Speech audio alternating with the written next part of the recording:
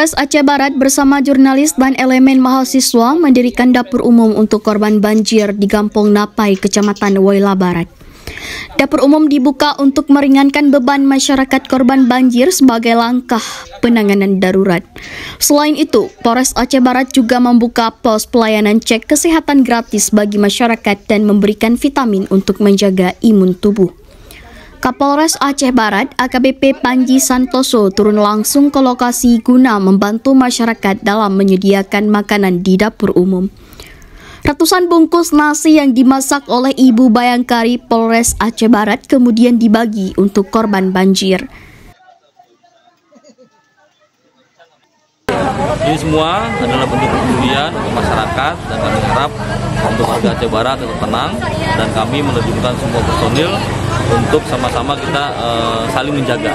Kabin Kamtipmas yang ada di desa-desa bekerjasama dengan Pak Kecil akan membentuk sistem peringatan dini untuk tanggap bencana yang lebih maksimal. Untuk dapur umum ini kami menyiapkan sekitar hampir 500 porsi makanan dan ini adalah bentuk menjaga keberlangsungan warga dalam hal sama-sama kita menghadapi bencana.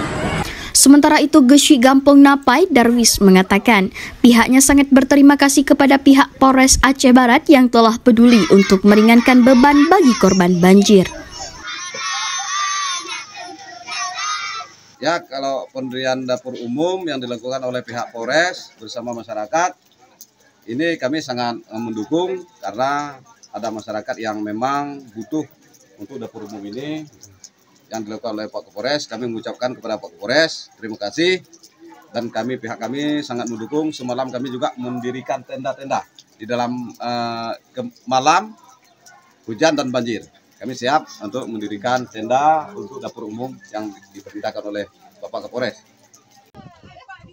Darwis meminta pemerintah untuk mencari solusi dalam penanganan banjir agar daerah mereka bisa bebas dari banjir nantinya. Dari Aceh Barat, Marzan melaporkan.